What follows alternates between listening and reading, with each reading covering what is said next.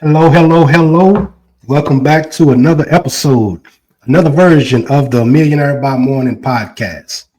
We have with us today Amon, and we're going to speak with him today about something that is near and dear to all of us, and that's being an entrepreneur, not just an entrepreneur, but a serial entrepreneur, sticking your hands into all kinds of pots and cookie jars and seeing what you come up with. Welcome to the Millionaire by Morning show today. Rashad, thank you so much for having me on here. I'm really excited to just kind of dig in and have a good conversation with you. Definitely, man. Definitely. That's what we're all about. Throwing ideas around, sharing ideas, seeing, how we could assist each other, assist listeners, learn from one another. So if we can, I would like to put you in the mindset, in the mind frame, and let us know when would you assume, or maybe you can put your finger on it like a lot of people can. But when were you bitten by the entrepreneurship bug? I would say my journey with entrepreneurship really started pretty young. I saw my parents working hard. They always had some kind of side gig going, whether it was cutting and splitting firewood all season or whether it was cleaning doctors' offices at night. Doing paper routes on the weekends. There was always something that they were doing on the side. And I think really what that taught me was how you can go out there and just create the life that you want. You don't have to have that cap of an hourly income or a salary. You can go out there and make what you need to make. And I think really it just started out at that young age, just watching my folks do what they do. And really, it bit me early. So what was that like being, I guess, let's just say young, youthful, and you're watching other people you're watching other parents work a 9 to 5, and your parents are kind of different in a sense. Did that affect you in any way, or positively, negatively? But did you find yourself looking at that as a young person with entrepreneurial parents? Oh, absolutely. That totally shaped, I think, the way that I kind of viewed the world too. Because yes, I did grow up. I went to a private school, growing up Catholic school, and so I was surrounded by friends that had parents who were doctors and lawyers and nurses, and pretty high achievers, Type A personalities. And in my folks, like I just saw them make it work. Like they just went out there and did what they needed to do to make things work. And I think what that really taught me at a young age was how to do that. And so really, I guess my journey kind of started when I was, I think 12 years old is when I started my paper route. And really what that taught me was just the what it means to have a responsibility every single day. Like there are, I think I had like 70 customers that all, were depending on me to show up with their newspaper. And, sometimes back in the late 80s, early 90s, that was kind of like the only means of information spreading. So everyone was kind of chomping at the bit, waiting for that paper to come. And so that really taught me at that age how to show up every single day, regardless, rain, shine, snow, sleet, like it didn't matter. Like that really pushed me to kind of dial in my resilience and what the days that I didn't want to go get up at 4 a.m. on a Sunday when it's snowing out and ride my bike through the snow. Like that really, I think at that young age, it really left an impression and really kind of built that character. But then also that really taught me how to communicate with, number one, adults. Like I'm a 12-year-old and I'm asking them for money, every month for the newspaper. And so that taught me how to just build those relationships with my customers at that time, and how to, count money out. Back in the day, it was a change, you had your change bag with you. And so you had to actually count out the money and whatnot. So, I would say that really just kind of laid the groundwork for me early. Awesome, man. Experience counts. So what would you say, as you say, you have to deal with adults and you needed time management skills. How much, even at this age and what you're currently doing, how much of that was sales oriented? Would you consider yourself a salesperson as far as your entrepreneurial goals have been, and you've been able to reach or attain something, as far as having your own business? How much of that percentage would you say you would have to step into a salesperson's role? Yeah. I think all of us are salespeople, whether we want to accept it or admit it. I think we're all in sales because, I mean, if you just look at like anytime you go and see a good movie, you're telling everybody about that movie. You're telling them all the things that you love about it. You go out and you go to a good restaurant and you try something. You're telling everybody about it. Like, I think that's just kind of an inherent thing that we all have, regardless of whatever industry you're in. But for me, it's been something I think that really did kind of set the stage for me to be able to talk about money with customers, and not so much in a sense that, it's like I got to go out and knock down their doors for the money, but to build that relationship with them and to communicate with them. Like, it really taught me how to communicate. And I use that in my business now. I have currently have a handyman company called Home Healer Handyman. And I think we're at like 380, 390 customers at the moment. And it goes back to those early days of delivering the newspaper and just building those relationships in the homes of these people. And yeah, the sales part of it just comes naturally. I think it's just one of those things that, like I said, I think that we all inherently have the ability to do sales. It's just a matter of the way that you're directing your communication towards your customer. Righteous. I agree. So can you tell us a little bit about the home healer business? If someone was on the opposite side of this and you was either selling your services or speaking with an investor, how would you describe your products and services as far as the home healer business relates? Yeah, Home Healer Handyman. We started the business October 2 years ago, so we've been a little over 2 years ago. Came out of the gates really hard with it. It was kind of one of those back against the wall moments that I was at in my career. At the time, I was working for a local large commercial contractor doing big projects. We were working actually on the Nebraska Cornhusker Stadium expansion. So it was a really big project, and I was just killing my body, lugging, hanging all these doors, these big solid white oak doors, 36-inch by, some of them were 8-foot tall doors. And I was just really feeling it on my body. And I realized at that moment, I'm like, this isn't sustainable. I'm 45 years old. I got a family of 5 I got to support. I can't afford to get injured again, because I did get injured and I was out of work for about 4 months. And really, like, that time of kind of sitting back and thinking about the direction of where I wanted to go with things, I knew that I had to shift gears and go into a lighter duty or smaller type of work that I could just knock out every single day. And so it just started basically at the end of my 10-hour workday with them. I would come home. I already have, 2 or 3 or 4 weeks booked out every single night to go to a customer's house, work for a couple hours fixing stuff in their house. And I would end up bringing home double, if not triple sometimes, what I'd made that entire day at my full-time job. And so it was literally after 4 months, I was able to turn the van and the tools in and walk away from them and go full-time with my business. And, first year we came out, I think it was about 178,000. So we had a pretty good first year. And yeah, it's just building those relationships with your clients. Right. So how do you go about marketing yourself? How do you find the clients? How are you, is it, would you say it's a personal branding method or more so of company branded method? Both. And I say that because I think that your personal brand is just, if not more important than your business brand, because in today's world, I mean, you think about, like, anytime that you're going to, let's say you're going to have a company come in and replace windows in your house.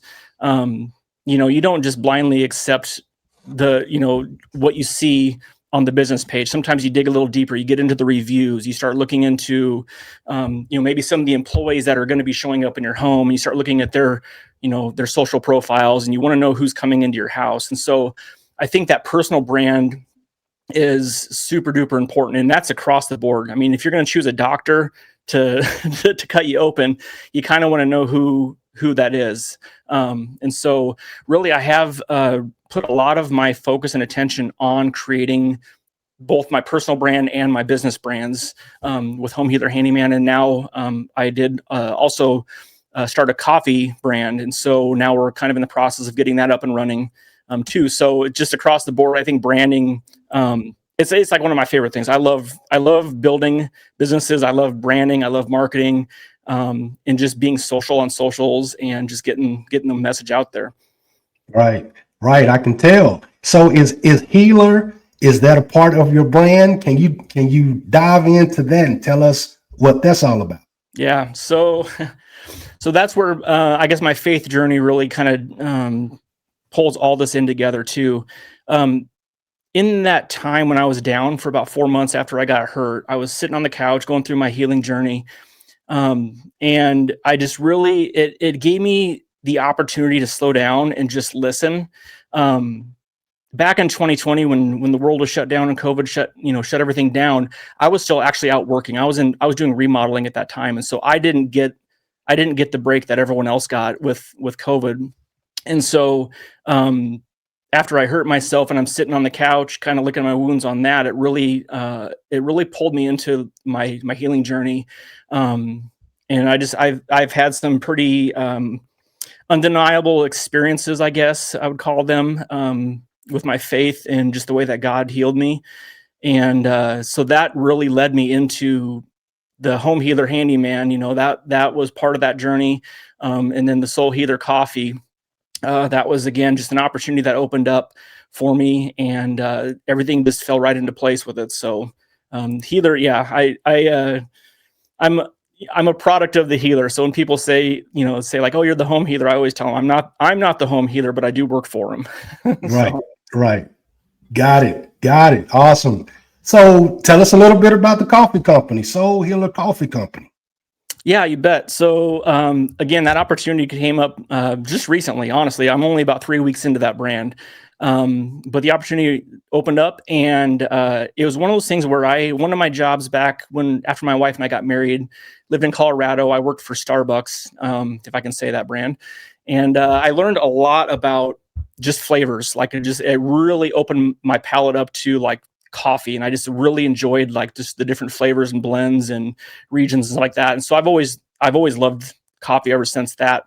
And so when this opportunity opened up to open up my own coffee brand, it was a no-brainer. Like I did not think about it. I got the credit card out, I got the company started. We had the website up in 3 days, selling product. And since then we've gotten all the stuff dialed in with the LLC and the business bank account, all that kind of stuff, getting it all set up. And I'm still going through right now. We're still kind of in the development phase of getting all the product descriptions dialed in, getting the new labeling for the bags, things like that. So I'm really actually very, very anxious to see where this goes, because again, this was just kind of one of those things where God just kind of dropped it in front of me, and I'm like, okay, this is where we're going to go with this. And yeah, I'm just really excited to see how we build that brand out and where it goes. If it's brick and mortar someday, I don't know. At the moment, it's just going to be direct shipping. So, okay. So just the e-commerce. Do you have to or do you see yourself physically putting a lot of work into that particular brand? Like, do you have to fill orders, or is that just like a drop shipping? It's all drop ship. So really what I'm focused on now is just developing the systems, getting all of my systems in place. I think that's step one with any business. You got to get your systems in place. And if you don't have systems, like it's not going to end well. And so I'm really at that getting momentum phase, getting the ball rolling. It's like every day, if you could just push 5% on it, or 10% or whatever it is, just to kind of get that momentum going. And then from there, it's just a matter of getting the word out and the marketing, the branding, and spreading the message. I can agree with that, man, especially the systems part.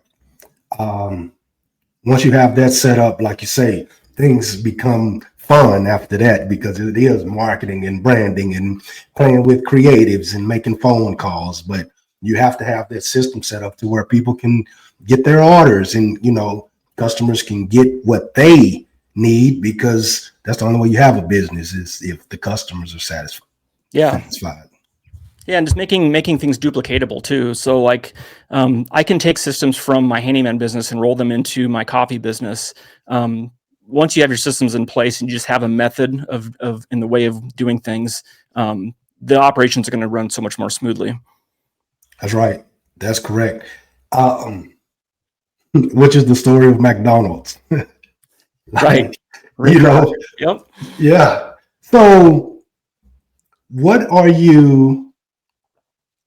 is your big goal? Is the construction company, is that something that you are looking to maybe expand, or you're looking to get in a different field with that? I don't know, excavation or something, or are you looking to sell? Are you looking to exit or bring in investors at any time? Yeah, for me personally, with it being, I'm kind of a solopreneur with this one, and I do have a few guys that help me out in the field when we have a little bit bigger projects. But the premise of that business is that there is a gap in the market right now where people, I guess the best way to say it is that my dad's generation, the boomer generation, is all retiring out. And so those handymen are all retiring out, and there's not a whole lot of younger people stepping up into that role. They might be going into the trades. They might be going into electrical or plumbing or drywall, but they're not getting into kind of that jack of all trades. And so there's this gap in the market right now. And I think there is such a need for it, to the point that I have so many people who say, we cannot find anybody to come out here and look at just hanging the ceiling fan because it's too small. It's not big enough for them. Like it's like a company's not going to go in there just to do one little thing. It's not worth it to them. And so there's really a gap in that market. And so I'm trying to kind of fill that need in our local market here.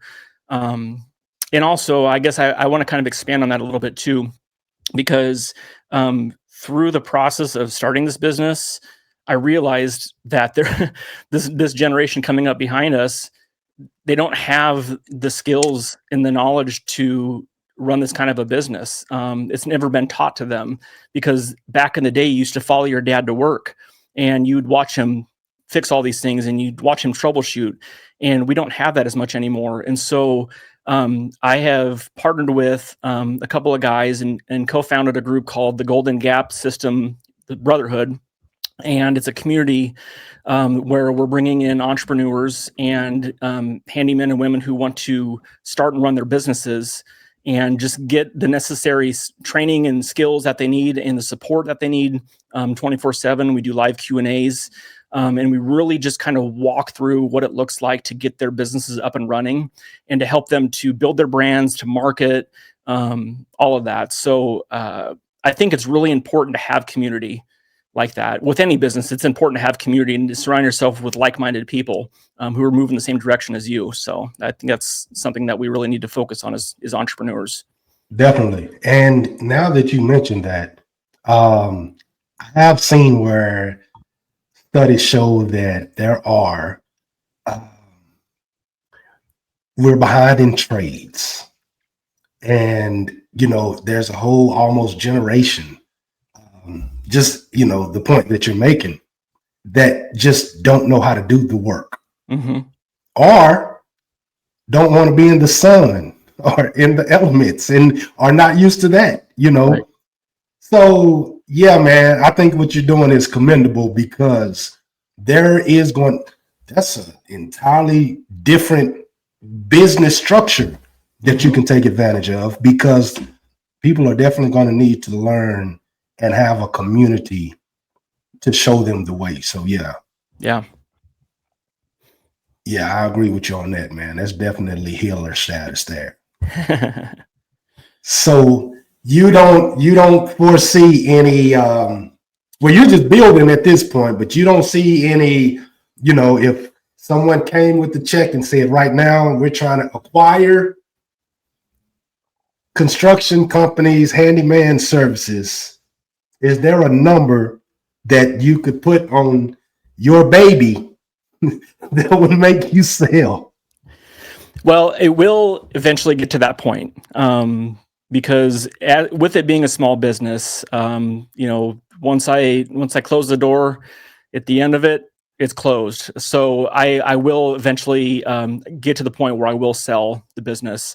I guess for me now, like I said, being 2 years in, this is kind of my my work now. But I'm also with the coffee company, and now with the Golden Gap Brotherhood community. That's providing me some passive income sources that I can build in whatnot too. So I guess my goal with it, is to keep the brand alive in our area, which we're pretty prominent as far as in our local community here. I make myself very available to people when we're out at the football game on Friday night at the high school where my kids are at. I'm wearing the Home Healer gear. Everyone's able to see the brand and stop and have conversations about stuff that they need done in the house and whatnot. So really just building out that brand, and maybe someday, like, I don't know what that looks like, if it would be something where I'd want to run a fleet and have somebody kind of manage the business. But I personally am not really interested in being a manager. I'll hire a manager for it, but I don't want to be in a position where I'm babysitting that business. So right now I'm literally just love just getting in there and just stepping into the client's house. To me, it's about the relationship. It's about, this morning I sat down and had coffee with one of my customers. I went over there to fix one of her doors, and she had bought some coffee off my website. And so she's like, "You want some of your coffee?" So we sat and had coffee and had a good conversation. But to me, that's what makes me want to do this business, is the people. It's about relationships. Like every business is about relationships. That is a good look, man. That is a good look. So do you think that the aspect of when there are people who don't really want to work, they don't want to do what you said, the small things. So they don't want to work for a company, and the company don't want to take the time out to put in a ceiling fan or hang a door or something. Do you think that a lot of that has to do with the individualism of things such as Angie's List, Craigslist, Facebook Marketplace, and those people would rather say, I can just be an independent. If someone calls me $50, $100, I'll go hang the television. Do you think that has a lot to do with that whole aspect?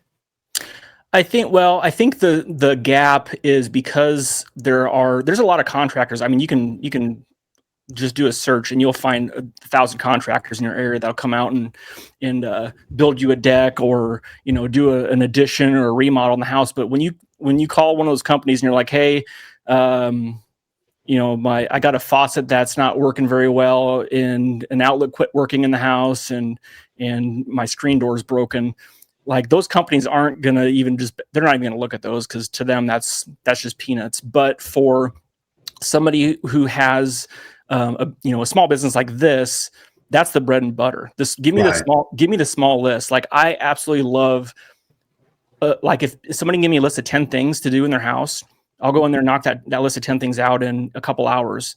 And for me, it made more sense because I could, like, when I was working my full-time job, I still had the availability to do that at the end of my day.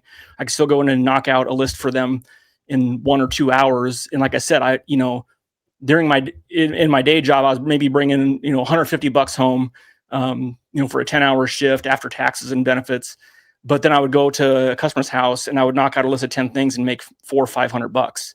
So it really, at that point, it didn't make any sense to keep running the 10-hour days and then running my 2-hour days, when I could just do the 2-hour days and make way more. So, and again, it's not really something that we don't do like an hourly rate. I think there's a lot of, like you said, people like from Angie's List or Craigslist, whatever, where they're like, I'll come out for, $40 an hour and I'll fix whatever. And that's just not the way that we operate. We carry a $150 minimum service charge. And then I tell people, like, if they have something super simple, like somebody needs a door handle fixed on their door. I'm not going to charge them $150 to fix a door handle. That I would charge them like 45 or something like that. But I tell them, like, since our minimum's 150, give me a list of 5 more things in your house that you want fixed, and I'll do those other 5 things at the same time. And that way it'll be worth your time. Right. And that usually ends up turning into, instead of them just paying 150, that ends up, I've had some jobs that it ends up turning into thousands of dollars because they come up with this huge list of things, and I go back 3, 4, 5, 6 times to that same customer. So really, that having that 150 minimum completely opens up the possibilities to bring in more profits over the year. That's good. That's a good lead generation tactic. Not saying that it's a tactic, but it does work, for that reason.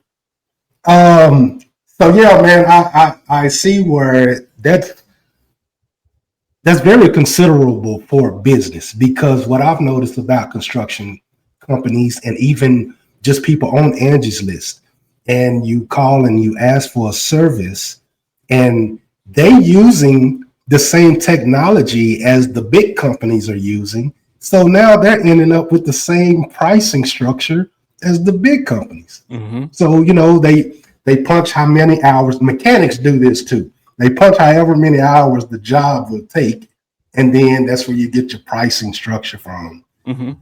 And I just think, as far as individual, which I am a proponent of, I think, whatever your talent is, we are at a point in time in life to we're almost at a barter system again. You can trade your expertise for, money, but at the same time, it's your expertise is what you're good at. So we can all individually do that. But I also think, as what you're doing with your company, is being considerate on the other end of the spectrum. Yeah, that's so true. It's the value that you put on your service or your product is the value that I guess I'm trying to think of the best way to, the way that I see it is, when you find out who your ideal avatar is and you speak their language, you're able to solve their problem. They're willing to, they don't care at that point what the price is. They know that what they need help with, you can do. And so, and even with my branding, and my marketing, I've had to, adjust my language. The way that I put my marketing out there is I'm speaking to the affluent neighborhoods where, you got surgeons that they don't have time to fix anything in their house, because they're out there saving lives and helping people. And so if you can dial in your language to speak to that specific avatar, and you can solve their problem, you're going to have a client for life. Yeah, I agree with you. There. And that's what I believe, coming from Generation X, I believe that's what's missing now. Mm-hmm.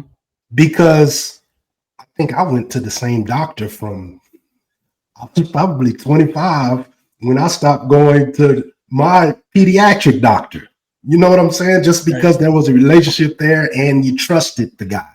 Right. But now it's like, I don't know, things are getting in the way of just people being authentic. Yeah. So where can people follow you if they want their services, or they just want to figure out, or be a part of your community? I don't know if it's an online community or a physical community, but how can people follow you and watch your stuff? Yeah, I am the most active with all of my endeavors on Facebook. My personal page is just facebook.com/Amon Medinger, just my name. That'll take you to the Home Healer Handyman business page. I post on there every single day. I do have a content strategy that keeps my leads. My pipeline is just always full because I'm showing up daily on that page. And my personal page is a mix of both my businesses and my personal life with kids and all the different things. So, the Brotherhood, the handyman group that we have that we're helping the entrepreneurs, it is a closed, or I should say a private group. But if anybody's interested in wanting more information on that, they can always DM me on Facebook or Instagram. And I can always send an invite out to them on that. But It's an awesome group. There's the classroom trainings that we have in there. It's the system that I used when I started my business. And really that fast tracked me. It got my business up and running like super quick. And we had clients booked out. I mean, that first month was booked out right away. Just by using the practices in this guy's trainings. And so he's the guy that I partnered with to create the community group. It's kind of a cool full circle moment to be able to take his systems, put them in place the way that they benefited me. Now we're able to go out there and just help other people do the exact same thing, because you're the most qualified to help the people that you used to be. And I want to help guys who were stuck in their day jobs and they wanted, they just needed a little motivation, a little encouragement, and a community to plug into that's going to just kind of get that 1% of that ball rolling for them and just keep pushing it with them. And so that's what I'm really excited about the most, I think, is just getting these communities put together and yeah. That's it. And that's all. That's awesome, man, because like I keep saying, that's what the Millionaire by Morning podcast show, brand, newsletter, everything is about, is building a community of people just like yourself. The Generation X people who's saying, hey, you know what? It's time for me to do something different. It's time. I need to, follow some instructions from someone that would get me out of this corporate job, that would get me out of this hellhole that I've been on or in for 30 plus something years, and just creating a community to be able to do that. Mm-hmm. Thank you for coming on today.